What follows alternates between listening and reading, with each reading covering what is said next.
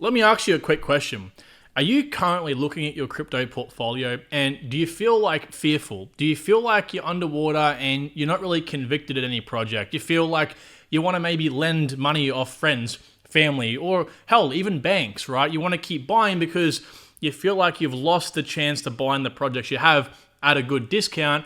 And actually, maybe even you don't really know if the projects are good, but you definitely want to double down on them. Well, if that's you, then the video title is going to speak volumes to you. Specifically, it'll speak volumes to you in the next few years when you're someone who has lost the same amount of money, if not more than I have.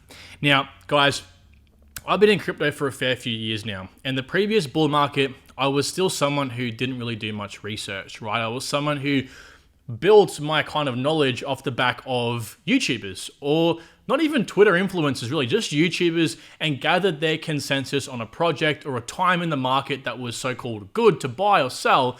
And I ended up using that as my full guarantee and ended up getting wrecked multiple times. And as you've all seen, I've lost over $100,000, not from potential profits I could have made in a bull run, but from actual cold, hard cash. And let me tell you right now, I'm by no means a wealthy person. I come from humble beginnings. I've worked for every single cent I have had, ever, okay? So for me, losing that money isn't a laughing matter. I can joke about it a little bit now, sure, but, that's because it's after the fact. So, most people in crypto, over 90% will end up losing money, more than they actually make, right? And so, it's not something we typically talk about all too often, or that's spoken about, but I definitely think that people need to know that there is a dark side to this, but I don't want to dwell too much on the dark side. I want to shine some light on what you can do to prevent this, okay?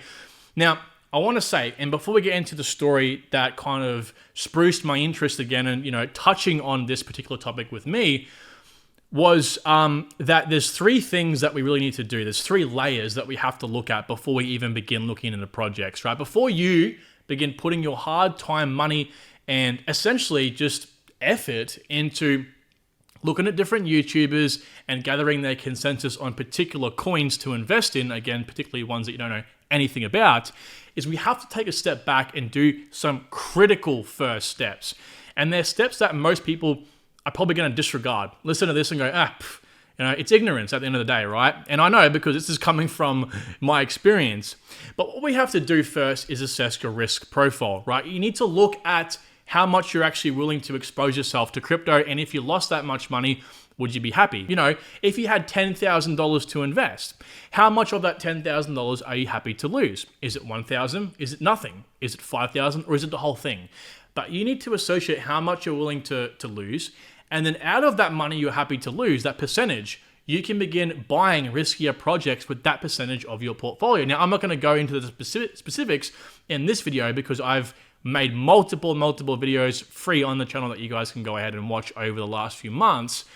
But what you need to do from here is, and the goal is essentially figuring out what you can afford to lose mentally. What's going to really screw you up inside, right?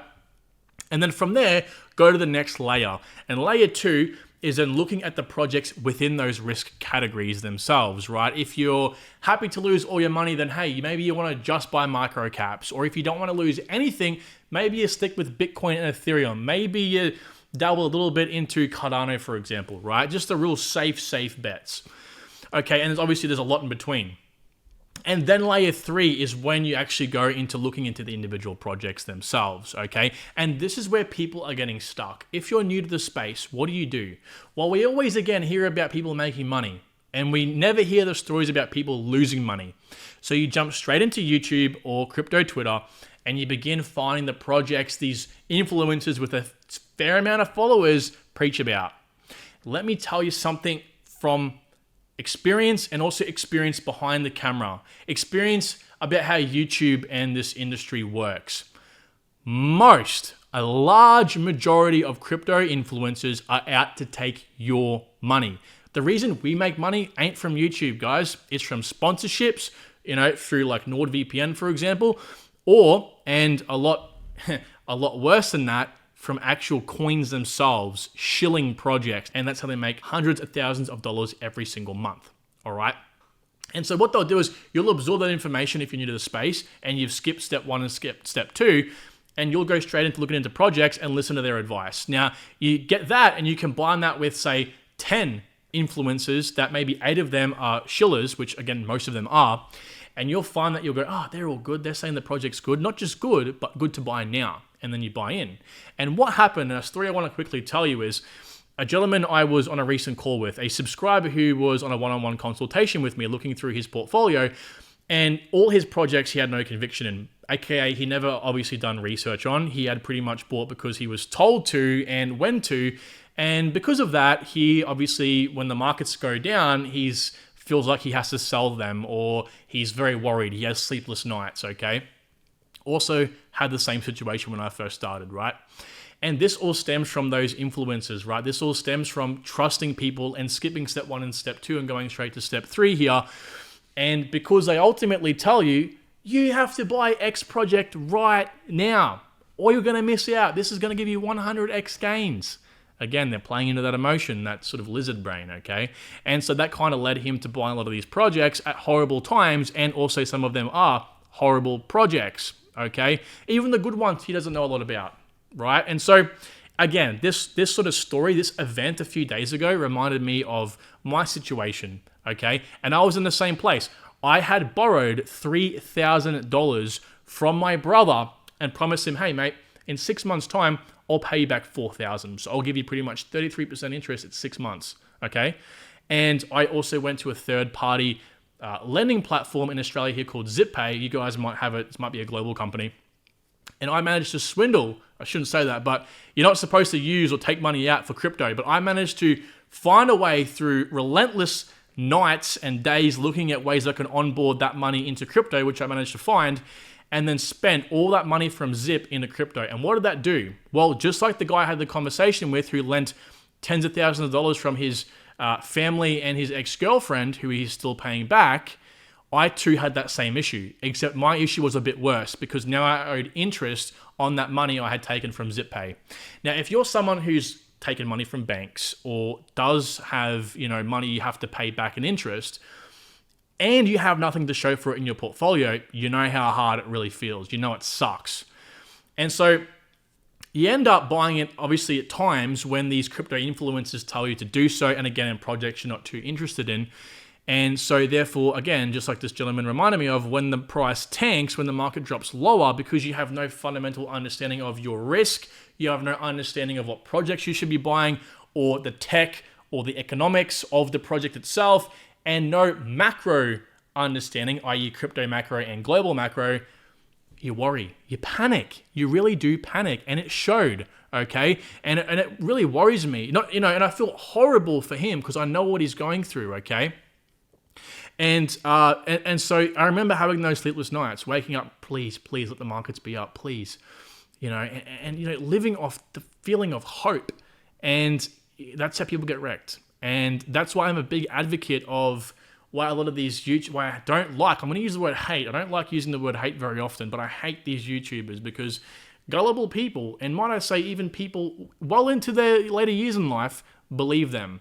And that really does, ex-banking have to look after the elderly, especially. That really does anger me, okay? It's been drilled into my head for years now, okay?